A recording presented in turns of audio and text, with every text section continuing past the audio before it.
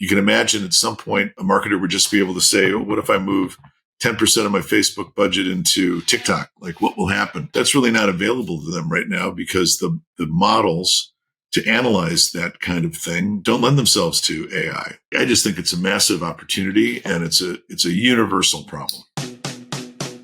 Welcome to the Incremental Marketer, a content series where we meet with top marketing executives and leaders across industries to help you drive growth in your business.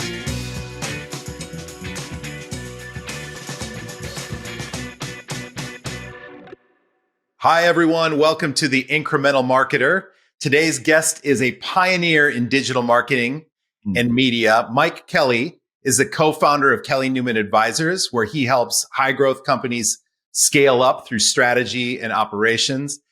Mike has led major shifts in the industry, running AOL Media, Time Warner Global Marketing, and serving as the CEO of The Weather Company. He currently chairs or serves on the boards of Cars, Quantcast, Slide, and Dynomi, and past board roles include Bankrate, Unruly. He's been on the Ad Council, American Advertising Federation, among many other trade organizations and company boards. Mike, welcome to the Incremental Marketer. Great to have you. Well, thanks, Paul. It's really good to be here. Let's start with a bit of context. Mike, you founded Kelly Newman Advisors to help high growth companies. And I know we've been working together with you at Slingwave. Tell us more about Kelly Newman and the work that you and your partner are doing.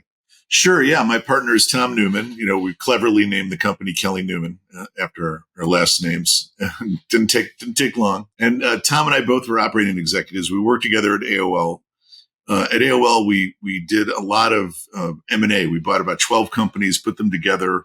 The principal company was advertising.com. So it was sort of identified as one of the very first ad tech stacks at scale. So Tom and I are partially to blame for ad tech. And since then, we have always been working with or having companies work with us, for us, in media marketing, advertising, and tech. And you're right. Yeah, we've sort of early days of internet, early days of mobile, early days of data analytics, early days of the cloud. We've always had a company in what we think is the big macro, where the world is going. And we try to then help the entrepreneur and the teams to grow a little bit faster by using our pattern recognition, our contacts, our networks, our relationships, and our capital. And knock on wood, we've had a pretty good track record. Yeah, you mentioned pattern recognition. I know you and I have been through a lot of the different patterns. Tell us, you've seen it all. I guess, how do you address pattern recognition with the companies that you work with? Yeah. I mean, it's an interesting concept. When you think about it, speed is of the essence, right? We only have so much time to make these companies work. Very competitive universe, lots of innovation every day. So you really need to move quickly. Most companies face the same challenges. They just don't face them, all at the same time, or they've never faced them before. So hopefully that pattern recognition will let us kind of cut to the chase. We've seen this situation before. We've seen how to solve the problem. We know someone in that industry that we can connect you to, and it just helps things move a little bit more quickly. I love the jukebox analogy. C5, find, play. Right. Sometimes I do feel like I'm a human jukebox. We're banned from Facebook. Okay, hit C7, and find a record that plays the get unbanned from Facebook. We've had the benefit of working with you at Slingwave for the past over a year, and it's been great. From your vantage point, what stood out about our model at Slingwave? How does it compare to what you see in the broader MarTech space? Right. Well, certainly it's a huge problem. Here's the bottom line. All digital businesses have been built on the backs of the platforms, Google, Facebook, Amazon, et cetera. And so, those walled gardens are really, really hard to figure out how to manage them, how much should you spend, et cetera. And the fact that the businesses have been built on those platforms means they don't control you, but, it's very hard to figure out how much to spend, how much to pull back, where to shift, when to shift, et cetera. Second big issue is that most companies' marketing budget are not growing. It's nice to have unlimited dollars to experiment all over the place, but are not growing. The third thing is that you've got this incredible acceleration of offline going to online. So the latest is television, but every format has come over. Marketers really don't know how to handle it. So the problem is you have a fixed budget. You've built your business on say Google and maybe a little bit of Facebook. There's all these other choices out there, but you have a problem. And the problem is you don't know what will happen if you take money away from Google and Facebook and put it someplace else. So experimentation becomes really, really hard and scary for marketers. So how would they usually deal with this? Long cycle time analysis of outcomes, et cetera, et cetera. All that stuff is important, I guess, but we're in a digital world. So what really appealed to us about Slingwave and what you do is that you solve a really big problem for marketers. Secondly, you do it in a real-time fashion. And third, it plays right into, which is going to be the next big thing that is disruptive, which, true to form, we're working with companies on this, is artificial intelligence. And what does that mean? You can imagine at some point, a marketer would just be able to say, oh, what if I move 10% of my Facebook budget into TikTok? Like, what will happen? That's really not available to them right now because the models to analyze that kind of thing that you build don't lend themselves to AI. So I just think it's a massive opportunity and it's a universal problem. Just going back to something you said on the top level problem that you see in terms of budgeting. So you sit on boards, you advise companies. How's that budget problem changed over the years? And I know we're in a very volatile environment right now. What are kind of in the mind of companies 2025 mid-year? Yeah, that's a really good question. How has it changed? Well, it used to be, you had your funnel and you knew where you had to win. And so you dumped enough money into the top of the funnel. And so you'd get the outcomes that you want. And now, because the funnel has gone horizontal, vertical, upside down, how do you play with that in the way you used to? There's no one thing that you can just dump money into. And so the marketing director is perplexed. And as a board director, when I'm on the board of a company that spends a lot of money on marketing, CMOs have had to become much more precise about what they're doing and why they're doing it because there's so much at stake and the budgets aren't expanding. Our shared history, when you were at AOL running the AOL team, I was at Yahoo. We were positioning the Yahoo homepage as that reach by that replaces television. Back then that was truly a consolidated place for audience. And then it's become so much more fragmented since then. I guess, how did you see it at the AOL side of things? And, how much has it evolved since? Yeah. I mean, not to go down memory lane, but, AOL, the problem was it was AOL, it was a dial-up ISP service that people used to get on the internet and use their email. When the dial-up industry started to fail and our business model started to fail, we had to switch over to advertising. And so really it was starting from scratch. Now, the good news there is we had like 3 billion ad impressions a day, but we had no technology. So we bought advertising.com, a bunch of other companies, put them all together underneath these impressions. And that allowed us to be at least with the market in terms of delivery, et cetera. And of course, our users were not using dial-up really anymore. They were using high-speed internet. So we had every advantage of everyone else. But those were early days. And that was when marketers really didn't know how to use the internet. And so companies like Yahoo and AOL, because we were part of Time Warner, really got into everything, right? Content studios and events and all sorts of stuff to lure customers to the platform. But once they figured it out, it didn't take them long to really exploit it. Today, I think it's much different. Everything is digital. And what isn't digital is becoming digital.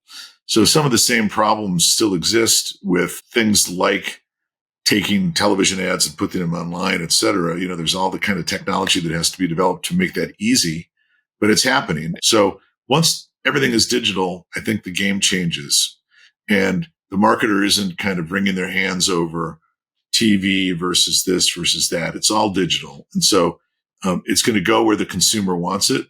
And that's the exciting part, I think, of where we're going to go is how much more can you anticipate consumer interests, consumer activities with data and analytics in the future, so you can really deliver what has always been kind of the digital thing, which is right message, right person, right time. And you mentioned the AI element of the companies you advise. You and I were at the ANA AI and Technology Conference in Austin. We demoed AI capabilities together, and it was It's extremely powerful. It's changed already 3 months later.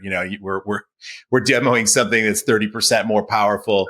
How are you seeing it working in the companies you advise? How are you seeing AI play in the MarTech space right now? Yeah, that's an interesting question. AI is evolving, and um, it's definitely the next huge leg of everything we do. I mean, that sounds like a dumb comment because everybody's talking about AI, the billions of dollars that have gone into AI, but it still is early days. Now, we talk about pattern recognition. The market knows, when the internet first started and mobile first started, there was a big debate. Okay, how would we make money with this?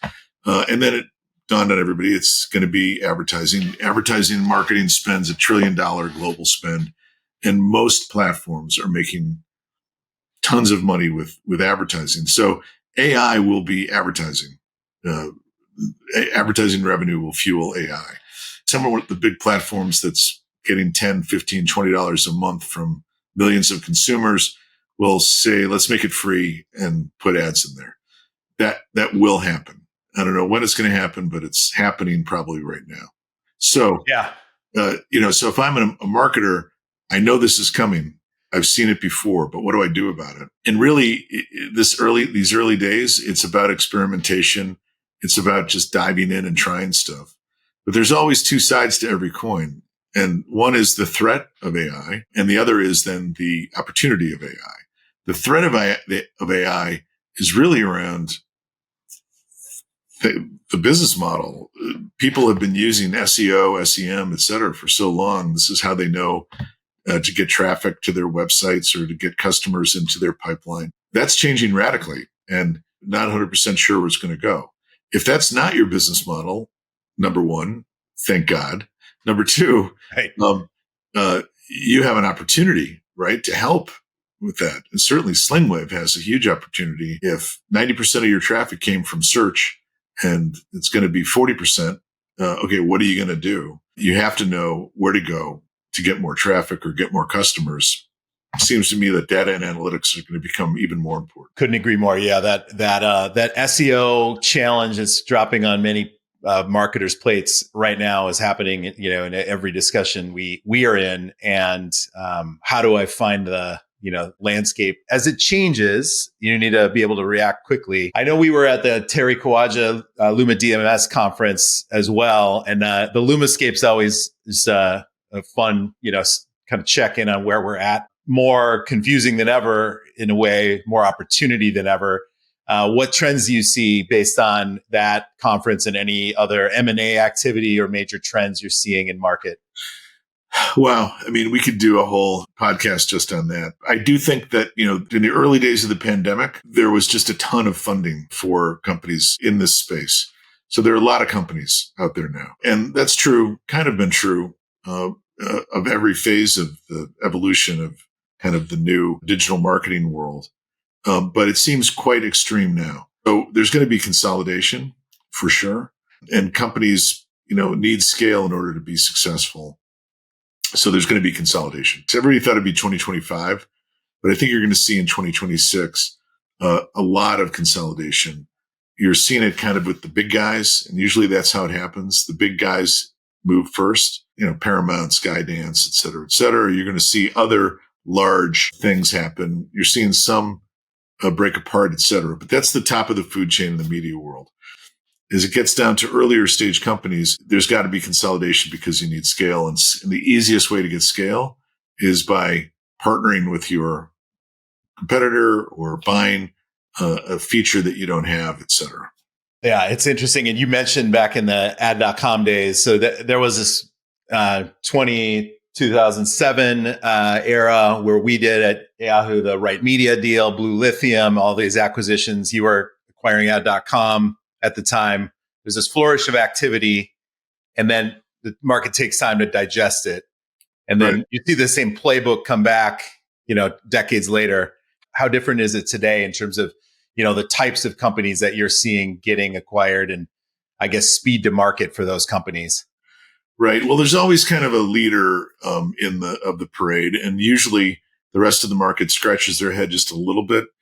I guess that's not as prevalent. The reason I bring it up is because I'm still super competitive, and we bought advertising.com in 2004, and it wasn't until 2007 that Yahoo kind of figured it out. But that's okay.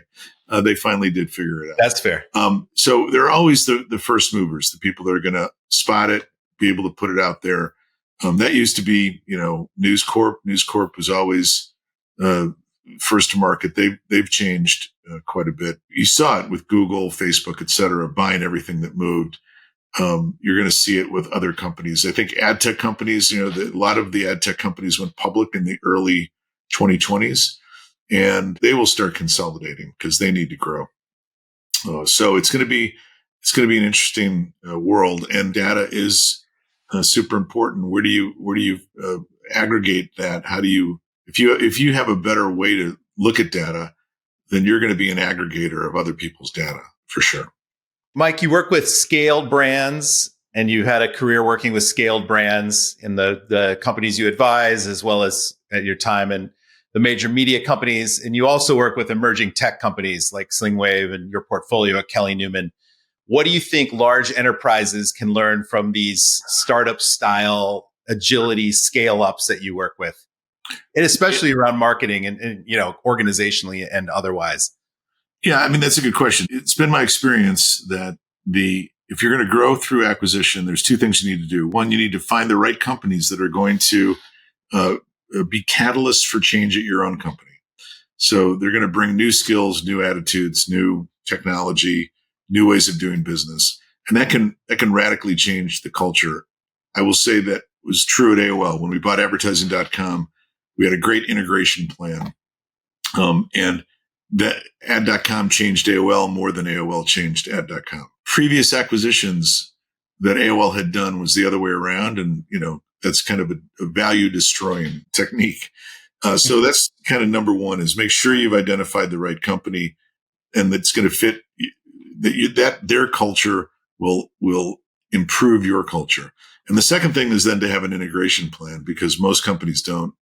And it's super important to think through. We used to have kind of a rule, and my business partner, Tom Newman, ran this and created this rule that a company that we bought had to live on its own for 12 months without us doing anything. So we had to set it up so it was self-sufficient, et cetera, et cetera. Now, never quite got that far because we needed to integrate them. Yeah. But it was a good mentality. Well, the company that gets acquired sometimes appreciates that too, because you have this strong culture that you don't want to lose in the bigger organization. I remember that at the Overture team at Yahoo still views ourselves as the Overture team, right? We're Yahoo through and through, but there's still that blue, Overture and the go-to DNA in all of us.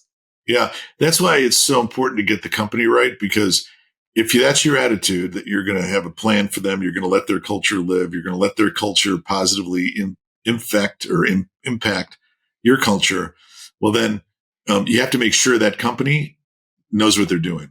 Because I've also seen the other way, where the company was brought in, everybody had the right instincts, et cetera, but because they weren't that good, it had a negative impact on the broader culture. And then usually then they get rejected.